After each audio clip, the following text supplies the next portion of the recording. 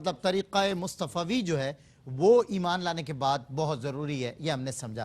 مفتی محمد صلی اللہ علیہ وسلم جدید صاحب، ایک بات ویسے موقع بھی ہے، دستور بھی ہے، برمحل میں آپ سے سوال کرنے جا رہا ہوں کہ رمضان مبارک میں نا نیکیوں کا، رمضان کا جو گراف ہے وہ اوپر چلا جاتا ہے، اور علاوہ از رمضان یہ کیفیات ہمیں اتنی نہیں ملتی۔ اس میں بڑا اجتماعی طور پہ ایک نظر آتا ہے دیکھنے میں، ان کا کیفیات کا بڑھ جانا کیا تعلق ہے ایمان کا اور رمضان کا؟ کیونکہ ایمان کی کیفیت جو ہے وہ بہت بڑھ جاتی ہے رمضان آنے سے۔ دیکھیں، ظاہر ہے کہ جو ایمان والا ہے تو ماہ رمضان ملا ہی اسے ہے۔ سبحان اللہ۔ ماہ رمضان کی تمام برکتیں مسلمانوں مومنوں کے لیے ہیں، ایمان والوں کے لیے ہیں۔ ٹھیک ہے۔ اگر ایمان والا نہیں ہے تو ظاہر ہے کہ ظاہری اعتبار سے کچھ وہ برکت حاصل کر سکتا ہے، لیکن اخروی اعتبار سے تو کوئی برکت نہیں ہے، اس کے لیے کوئی ثواب نہیں ہے۔ یہ تو ساری برکتیں دنیا اور آخرت کی ماہ رمضان کے حوالے سے یہ ایمان والوں کے لیے ہے۔ اچھا، اب جو آپ نے فرمایا کہ نیکیوں کا گراف بڑھنا، اچھا اس کرونا وائرس کے تناظر میں تو اب آپ دیکھیں تو اس وقت نیکیوں کا گراف ہمیں بڑھتا نظر آ رہا ہے۔ بالکل قبلہ علامہ صاحب بھی گواہ ہیں، علامہ صاحب بیان بھی فرما رہے تھے۔ میں ان سے عرض کرتا ہوں کہ آج کل آپ دیکھ رہے ہوں گے کہ مساجد میں جو ایک کرونا وائرس کے حوالے سے SOPs پر عمل کیا جا رہا ہے، کچھ افراد وہاں پر نماز پڑھ لیں، تو میں نے یہ دیکھا ہے کہ جو پورے سال مسجد نہیں آتے وہ آ کر شور شرابہ کر رہے ہیں کہ جی مسجدیں بند ہیں۔ سب سے بڑا اعتراض ہی ان کا ہے کہ وہ مسجد کھلوائیں، بند اللہ کیوں کیا؟ تبارک و تعالیٰ سب کے لیے آسانیاں فرمائے۔ تو کوئی منظر اس طرح سامنے آ جائے، کوئی ٹریجڈی ہو جائے، کوئی حادثہ ہو جائے تو فوراً ہمیں اللہ کی یاد آتی ہے، اور ہم کہتے ہیں کہ یہ ایمان، لگتا ہے کہ ایمان بڑھ گیا ہے۔ یا اسی طریقے سے کوئی ایسا اللہ تعالیٰ کی رحمت والا منظر سامنے آ جائے، جنت کا تذکرہ آ جائے تو اس میں بھی ایمان بڑھتا ہے۔ یا قرآن کی تلاوت بندہ کوئی کر رہا ہو، اللہ کا ذکر کر رہا ہو، تب بھی ایمان بڑھتا نظر آتا ہے کہ الذین اذا ذکر اللہ وجلت قلوبہم واذا تلیت علیہم آیاتہ زادتہم ایمانا۔ ایمان بڑھ جاتا ہے جب قاری قرآن سورہ رحمان کی تلاوت اچھی طریقے سے کر رہا ہوتا ہے تو آنکھوں سے آنسو آتے ہیں نا، خوشی کی وجہ سے۔ جب جہنم کا تذکرہ ہو رہا ہو تو ڈر اور خوف کی وجہ سے آنکھوں سے آنسو جاری ہوتے ہیں نا، اللہ تعالیٰ سے ڈر لگتا ہے۔ تو یہ ایمان کا بڑھ جانا اور کم ہو جانا، جب کچھ نہیں ہوتا تو بعض اوقات نوافل پڑھنے کا بھی دل نہیں کرتا، بعض اوقات لوگ نماز بھی نہیں پڑھتے تو کہتے ہیں کہ جی ایمان کم ہو گیا ہے۔ یہ بات یاد رکھیں کہ ایمان ہم دو معانی میں لیتے ہیں۔ علماء فرماتے ہیں کہ ایمان تصدیق کے معنی میں بھی ہے، وما انت بمؤمن لنا، کہ آپ ہماری تصدیق کرنے والے نہیں ہیں۔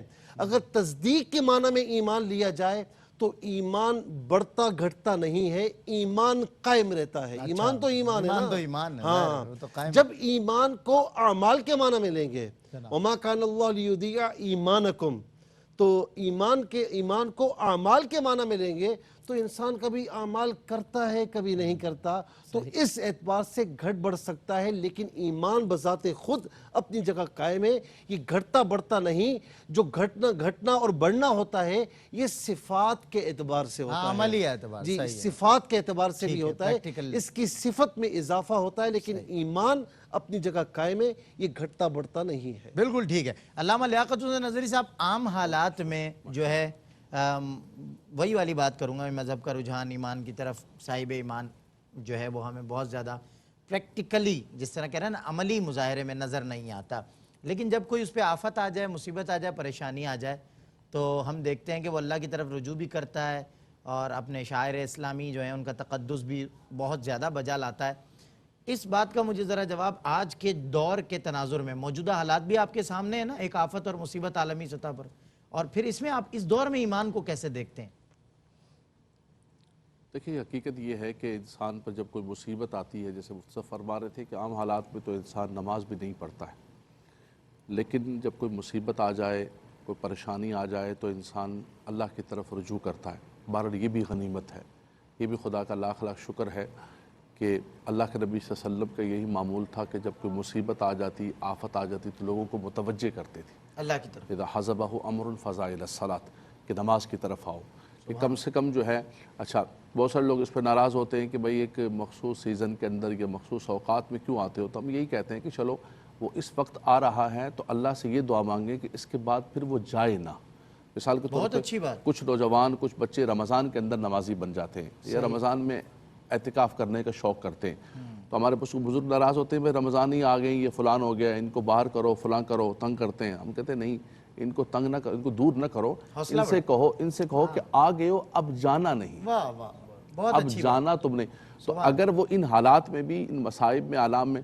دوسری بات یہ ہے کہ سلمان بھائی حقیقت یہ ہے اس وقت ہم سب ایک مشکل کے اندر پھنسے ہوئے ہیں اور ذات ہے کون سی کہ جس کی طرف جائے. امن یجیب المضطر اذا دعاہ. سبحان اللہ. حالت اضطرار کے اندر تم اللہ کے سوا کس سے دعا مانگو گے کس کی بارگاہ کے اندر جاؤ گے. تو وہی ایک بارگاہ ہے. یہ حقیقت ہے کہ انسان پر جب مصیبت آتی ہے مشکل آتی ہے پریشانی آتی ہے. وہ قبلہ مفتی صاحب حدیث پاک کے اندر بخاری اور مسلم کے اندر وہ غار والوں کا 3 افراد کا واقعہ بھی ہے کہ جب ان کو اپنی زندگی بالکل لگا کہ ختم ہو گئی تو انہوں نے کہا کہ اس کو اعمال یاد کرو اور آؤ خلوص کے ساتھ اللہ کی بارگاہ کے اندر دعا کرتے. تو اللہ تبارک و تعالیٰ نے ان کے لیے کشادگی پیدا فرما دی ان اعمال کے وسیلے سے دعا کی. تو یقیناً انسان جب مشکل میں پریشانی میں اسی لیے باب الدعا کے اندر آتا ہے کہ تم مشکلات میں تو اللہ تبارک و تعالیٰ کو یاد کرتے ہو اچھا ہے مشکلات میں یاد کرو اسی کو یاد کرنا چاہیے اور وہی ذات ہے کہ جو مشکلات کو دور کرنے والا ہے بے شک. اور وہی مشکلات کو دور اور وباؤں کو دور کرنے والا. لیکن تم اچھے حالات میں بھی اس کے دروازے کو کھٹکھٹاتے رہا کرو. یہ نہ ہو کہ انسان پر مشکل آئی پریشانی آئی تو انسان اللہ تبارک و تعالیٰ کو یاد کرتا ہے لیکن جیسے وہ مشکل چلی گئی. وہ ایک آیت کریمہ قبلہ مفتی صاحب میرے ذہن میں مستحضر نہیں ہو رہی ہے کہ جب انسان پر مصیبت آتی ہے تو نہیں ثم اذا خولناہ نعمتا منا قال انما اوتی. تو اس سے پہلے والی کلمات ہیں. اس کا مفہوم یہ ہے کہ جب انسان پر مصیبت آتی ہے مشکل آتی ہے تو انسان متوجہ ہو کر منیب الیہ متوجہ ہو کر اللہ تبارک و تعالیٰ کی بارگاہ کے اندر دعا کرتا ہے. لیکن جیسے مصیبت چلی گئی رب کائنات فرماتا ہے ثم اذا خولناہ نعمتا منا قال انما اوتیت علی علم عندی.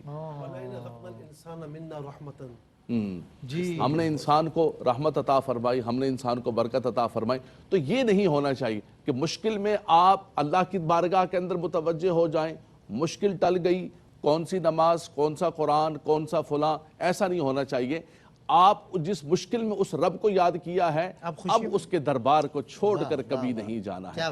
تو یہ حقیقت ہے کہ مشکلات کے اندر جب انسان گر جاتا ہے تو انسان اپنے رب کو ہی یاد کرتا ہے. بہت خوب علامہ صاحب. اور آپ نے انسانی جو فطرت ہے اس کو وضع کیا ہے کیونکہ انسان کی فطرت یہ ہوتی ہے کہ جب خوشی آتی ہے تو اپنے رب سے منہ موڑ کے نکل جاتا ہے. ایک صرف جملہ کہوں مجھے یاد آ گئی اذا مس الانسان ضر دعا ربہ منیبا الیہ کہ جب انسان کو کوئی مصیبت پہنچتی ہے تو انسان بڑی توجہ کے ساتھ اپنے رب کو یاد کرتا ہے. ثم اذا خولناہ نعمتا منا قال انما اوتیت. بالکل ٹھیک اور صحیح جو علامہ صاحب نے پیغام میں سمجھتا ہوں یہی حق ہے اور علماء پر تو یہ ذمہ داری ہے کہ وہ حق گوئی کا مظاہرہ اس انداز سے کریں. تو علامہ صاحب نے صحیح وضع فرمایا کہ انسانی فطرت یہی ہوتی ہے جب خوشی یا نعمت کے مل جانے کا معاملہ ہوتا ہے تو وہ اللہ سے منہ موڑ لیتا ہے اور جب مصیبت آتی ہے تو اللہ کی طرف آ جاتا ہے. ہونا یہ چاہیے تھا کہ بندہ مومن پہ خوشی آئے تو بھی اللہ کا شکر اور اس پہ تکلیف آئے تو بھی اللہ کا شکر بجا لائے.